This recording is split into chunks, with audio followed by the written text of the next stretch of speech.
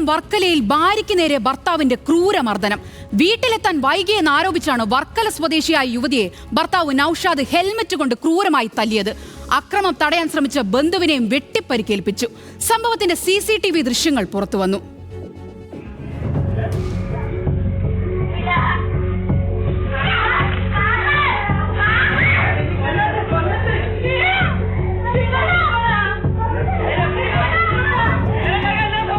ഇക്കഴിഞ്ഞ ഞായറാഴ്ച രാത്രി 8:10 ആക്രമണം നടന്നത്. ആക്രമണത്തിന് തീവ്രത വ്യക്തമാക്കുന്ന CCTV ദൃശ്യവും പുറത്തുവന്നു.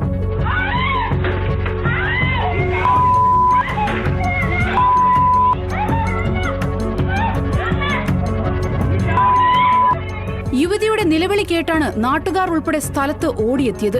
കലിയടങ്ങുന്നതുവരെ നൌഷാദ് ഭാര്യയെ മർദ്ദിച്ചു. മകളും ബന്ധുക്കളും പ്രദേശവാസികളും തല്ലരുതെന്ന് ആവർത്തിച്ച് പറഞ്ഞിട്ടും അയാൾ കേട്ടില്ല.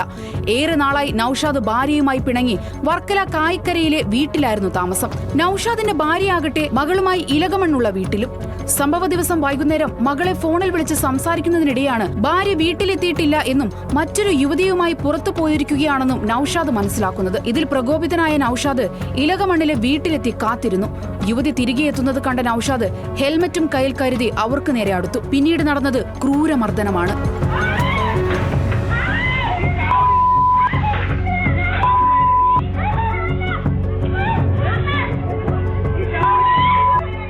യുവതിയെ നിലത്ത് തള്ളിയിട്ട് പല ആവർത്തി മാരകമായി മർദ്ദിക്കുന്നത് ദൃശ്യങ്ങളിൽ കാണാം.